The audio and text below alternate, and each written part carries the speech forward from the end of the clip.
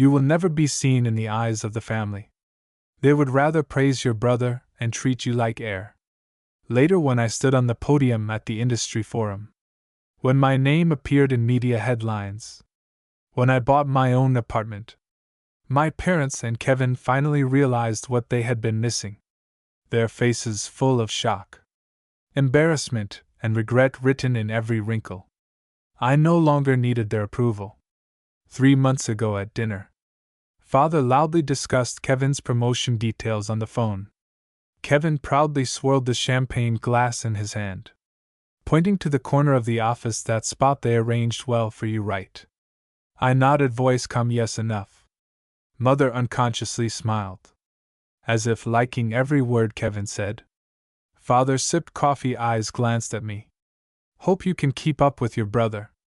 I put down the files in my hand, exhaled long and slow. Kevin turned to get some materials casually, saying, no worries, take your time. Mother looked down at her phone, flipping through albums. Another photo of Kevin on a Mediterranean yacht. Father pointed at the photo, smiling, look how beautiful our little prince. I bit my lip, said nothing.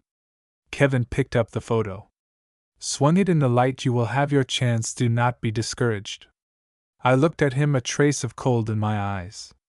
Mother reached to fix his shirt collar, gentle yet full of indulgence. Father nodded again, this is both reward and encouragement. I turned toward the study, mind clearly calculating my next move. Kevin popped champagne in the living room, laughter loud, like reminding me of my lack of presence. Mother laughed with him, as if her laughter could drown me completely. Kevin raised his glass, gently tapped it. You will be seen eventually. Mother softly agreed, of course you are great too. I said nothing, only whispered to myself, I will make you remember me. 3 months later I was finally promoted. Position not as flashy as Kevin's, but leader of the analysis department. First time managing a team. First time my name appeared in company news. I told my parents at dinner. Father nodded, good job. Mother asked about new position, dress code.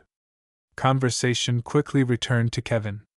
Brother just opened a boutique with his girlfriend, adopted a dog. They did not invite me to celebrate, only went to the lake for vacation. All I got were selfies from the lake and captions, enjoying life.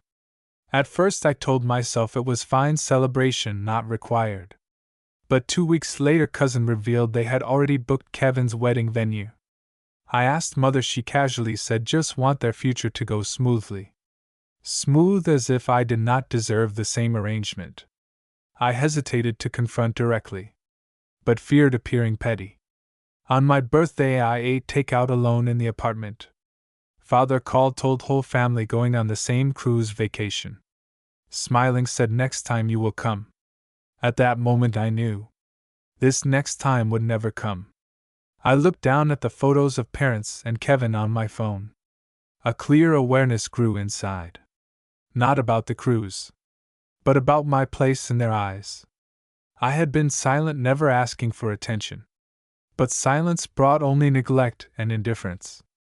2 weeks later, family gathering took place as scheduled. By the barbecue table, Kevin and his girlfriend sat in the center, laughter loud. Parents constantly praising Kevin's work and achievements. I quietly helped move drinks and dishes unnoticed. Mother asked me to take a group photo. Adjusted the angle, noticed I was excluded. I quietly stepped into the hallway, listening to them talk about Christmas plans. Kevin's travel plans and parents' support, none of it involved me. I was at home, yet like a stranger.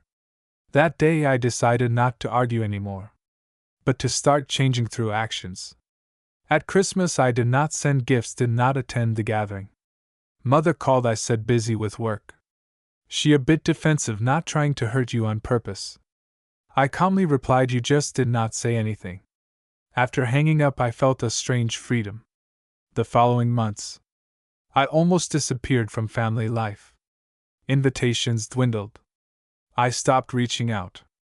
At work I gave my all, taking on higher risk projects, managing a rapidly expanding team. My name began appearing in industry news. I attended professional forums, mentored newcomers, led meetings. Finally, I bought my own apartment in the city. Bright balcony near the park, every corner belonged to me. I hosted parties inside. Invited friends and colleagues. Parents and Kevin not on the list. Not revenge, just no performance. They could not measure my achievements. Because I no longer needed approval.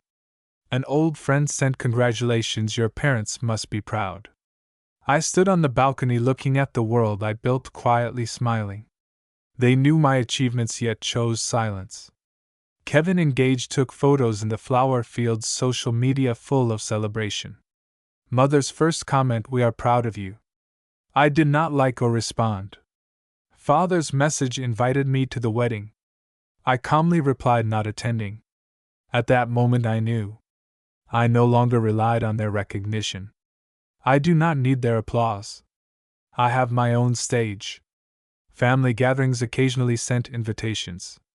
I almost always declined. Gradually they noticed my absence. Cousin Sam privately checked in, concerned about me. He said, your parents have not even realized you left. I told him I no longer performed for them. The empty space at home replaced by my world outside. Career breakthroughs gave me independence and respect. My name appeared in industry nominations, receiving congratulations. Colleagues celebrated, took photos, wrote cards. At that moment I knew recognition could come from strangers. Or from yourself. Spring came, Callum invited the family to dinner. I decided to go, knowing this was just observation. At the table, Callum pulled out a chair for me. He said, sit here, saved it for you. I smiled, sat holding my award. Mother noticed, paused, said nothing. Father raised his glass, eyes flickering. I said, this is my recent award. Mother reluctantly nodded, oh, not bad. I calmly said, the whole world knows now. Father's glass trembled slightly. Callum quietly smiled, finally your turn. I raised my glass, thank you for letting me grow on my own. Mother hesitated, father cleared his throat twice. I looked around, continued praising Callum, he is used to it. Parents' faces embarrassed, no response. I lifted my glass, walked to the balcony, feeling wind. Looked back at their discomfort, silently amused. Callum whispered, they are used to being the main character. I smiled, this time the main character is me. Mother spoke, I waved, no need, I have already been seen. Father awkwardly laughed, face red. I sat back in the chair, I do not owe you any applause. Silent all around, only Callum, and I exchanged a smile. Dessert arrived, Callum handed it over, try this. I teased, as long as it comes after your praise it is fine. Parents stunned, not sure to laugh or be mad. I raised my glass, I live well, you cannot see it, and that is fine. Sunlight poured and I leaned back in the chair, smiling, satisfied. They once ignored me, now my life is the sharpest ironic response.